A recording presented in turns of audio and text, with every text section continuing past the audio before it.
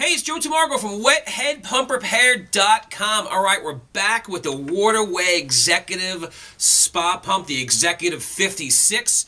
This is part like 16, okay? And what we're going to be doing in this part is we're going to be installing one half of the new seal into the seal housing, okay? So in the last video, we talked about changing the bearings and taking everything apart. And in part 15, we were installing the front end bell, and we're getting ready to put the motor back together.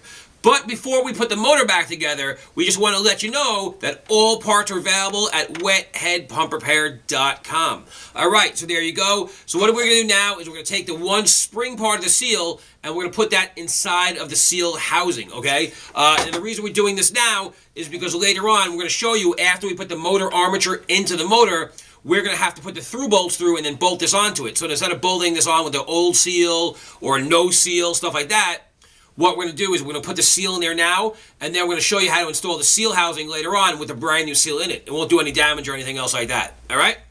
So what we're going to do is we're going to open up our new seal that came with the kit, okay? So if you need the kit, go to WetheadPumpRepair.com or click the link under this video. All right, so here we go. We're going to take the new seal out of the box. There's two parts to this seal. You want to try to keep it free of all dirt and grime. If your hands are dirty, go wash them right now. Hit the pause button, okay, something like that. And then you come on back and then you have clean hands. Don't touch this with dirty hands. You don't want to touch it and get it all grimy because it could leak. Not like, it's not that, precious where, or, crazy where you have to totally worry about getting like one speck of dirt on it. Like, those light bulbs, and like those heat lamps and stuff like that where you get a little oil on them and they explode. It's not like that. It's not that crazy, but you don't want to be dropping it on the table or getting it full of grease. Okay, so there's two parts. Here's the part with the spring, all right, and then here's the part with the rubber washer on it and the seat.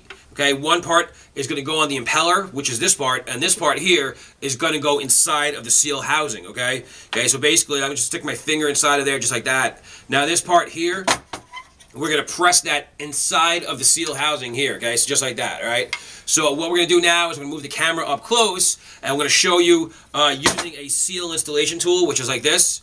Okay, how to install it. Now, you don't need this tool. If you don't have this kind of tool, you can just put the seal in there, and you can push it with a nut driver, which I'll also show you up close. But if you have like a tool or it's like a socket that fits over the seal, just like this, okay, then you can use this kind of tool. Or you can use a socket, too. A lot of guys have like big socket sets. You can use a socket like that, too, and just push it with a socket. Or we're going to show you how to push it with like a nut driver as well. All right, so we're going to pull the camera forward now. We're going to show you that. We'll see you in the next episode, which will be part 17. All right, so this is Joe Tamargo from WetheadPumpRepair.com. See you in the next video. Peace.